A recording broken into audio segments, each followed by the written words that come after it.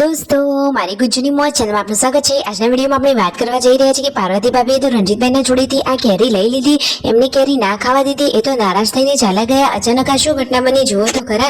તેમને ટેટુ દોરાવેલું હતું તો એમને તો કોઈ કેરી જ ખાવા નહોતું દેતું, પછી તેમને આ શું કર્યું તમે જુઓ તો ખરા। તમે પણ જોઈને ચકચકિત રહી જશો। અને જો રાત્રે તો જોરદાર વાવાઝોડું ચાલુ થઈ ગયું છે, ઘરે આવેલા હતા મહેમાનો ખાટલા પણ પવનથી જુઓ નીચે પડી ગયા હતા। અને દોસ્તો છાપરાનું કામ હવે કેટલે આવ્યું અને હવે કેટલી વાર છે બધું જ જાણવા મળશે તમને આપણા આ વિડીયોમાં। મારી ચેનલ પર નવા હોય તો ચેનલને ફટાફટ લાઈક શેર અને સબસ્ક્રાઇબ કરી દો। Full video in Thakor family blog channel દોસ્તો ફૂલ વિડીયોની લિંક ડિસ્ક્રિપ્શનમાં મૂકેલી છે, ત્યાં જઈ તમે આખો વિડીયો વોચ કરી શકો છો। આવી ટૂંકી ટચોકડી લાઈવ લેટેસ્ટ રનિંગ માહિતી મેળવવા કરો મારી ચેનલને ફટાફટ સબસ્ક્રાઇબ।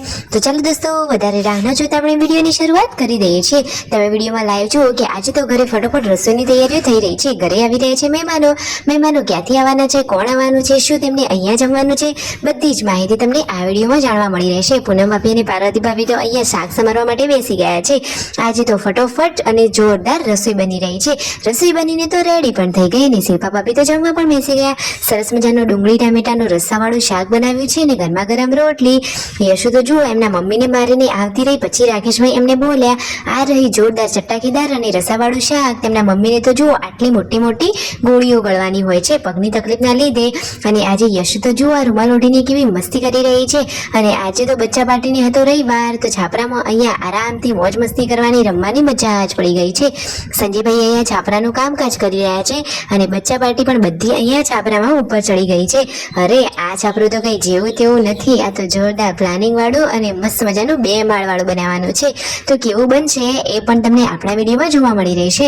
અને જુઓ સાંજના ટાઈમે હવે ચાનો ટાઈમ થઈ ગયો છે અને પછી રસોઈ કરવાની છે। આજે તો આખો દિવસ વહેલા રસોઈનું કામ થઈ રહ્યું છે। ઘરે આવી ગયા હતા મહેમાનોને આજે ઠાકોર ફેમિલીના ઘરે જમવાનું છે। તો આ મહેમાનો તો સોઢિયા ગામેથી આવ્યા હતા તેમના મમ્મી પપ્પાની ખબર પૂછવા માટે। તો આજે તો સાંજે વહેલા રસોઈ થઈ રહી છે। શિલ્પા ભાભી તો જુઓ બહાર ચૂલો પણ ચેતાવા લાગ્યા છે। આજે તો વહેલા ચૂલા ઉપર સરસ મજાની દેશી સ્ટાઇલથી યુનિક રીતે થઈ રહી છે રેસીપી રેડી।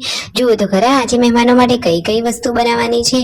જુઓ સરસ મજાના દાળ ભાત શાક અને રોટલી અને મસ્ત મજાનો ઉનાળાની સિઝનનો ઠંડો કેરીનો રસ। તો અહીંયા તો આજે તો વહેલા એટલે કે 6:30 આસપાસ તો ગરમા ગરમ રોટલી બનવાની પણ રેડી થઈ ગઈ છે। પૂનમ ભાભી કહે છે કે રોજ આવી જ રીતે વહેલા જમવાનું થઈ જાય તો કેટલું સારું, પરંતુ કોઈ જમવા જ ના બેસે તો પછી ઓલરેડી મોડું થઈ જાય। આજે તો સિલ્વર ભાભી અહીંયા ભેંસ ધોવા માટે બેસી ગયા છે। હવે જુઓ સાસુમાનું આ કામ તેમને એમના હાથમાં લઈ લીધું છે। મહેમાનોને જમવા માટે બેસાડી દીધા છે કારણ કે તેમને રાત્રે જ નીકળી જવાનું છે, એટલા માટે હવે તેઓ ફટોફટ જમવા માટે બેસી ગયા અને મહેમાનોનો જવાનો ટાઈમ પણ થઈ ગયો છે। બધા જ લોકો એમને આવજો જજો કરી અને મૂકવા માટે બહાર આંગણે પહોંચી ગયા ને પછી આવીને જમવા બેઠા। મિતાંશ તો એકલો રમી રહ્યો છે અને કેવી સ્માઇલ કરી રહ્યો છે, તરત જ એના દાંત બતાવી દે છે તો બધા જ લોકો ખુશ થઈ જાય છે। અને આજે તો રણજીતભાઈ ને સંજયભાઈને તો આ શું થઈ ગયું તમે જુઓ તો ખરા કે કેટલાય દિવસની ભૂખ બાકી હોય એવી રીતે એ તો આજે કેરીઓ ખાવા લાગ્યા છે। રાકેશભાઈ કહે છે કે અમે આટલી બધા લોકોએ ભેગા થઈને પણ નથી ખાધી, એટલી તમે બંને લોકો એકલા જ ખાઈ જવાના લાગો છો। જુઓ તો ખરા કે ગોટલાનો તો ઢગલો કરી દીધો છે। પાર્વતી ભાભી તો ઊંઘેલા પણ ઊભા થઈને આવ્યા અને કહે છે કે અરે આટલી બધી કેરીઓ ખાઈ ગયા, હવે ટેટુના ત્યાં ખંજવાળ નહીં આવે, હવે પછી શું કરશો, રિએક્શન આવશે તો આ રીતે મસ્તી કરી રહ્યા હતા। પરંતુ રણજીતભાઈ ને સંજયભાઈ તો કશું જ બોલતા ના હતા કારણ કે એ તો કેરીને ખાવાનો આનંદ લઈ રહ્યા હતા। પછી પાર્વતી ભાભીએ રણજીતભાઈની કાઢેલી સરસ મજાની એક રસાવાળી કેરી લઈ લીધી હતી। તો જુઓ પાર્વતી ભાભી જોડેથી એ કેરી લેવાનો પ્રયત્ન કરી રહ્યા છે કે લાવો કેરી, પરંતુ પાર્વતી ભાભી આપતા નથી। આ ક્યુટ કપલની આ જોરદાર ક્યુટ મસ્તી તમે જુઓ તો ખરા।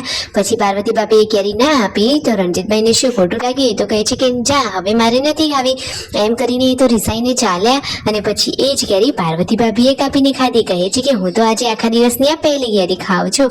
આ રીતે તો મીઠી નોકઝોક કરી રહ્યા હતા। આખો દિવસ સરસ ગયો। તો like share and subscribe my channel.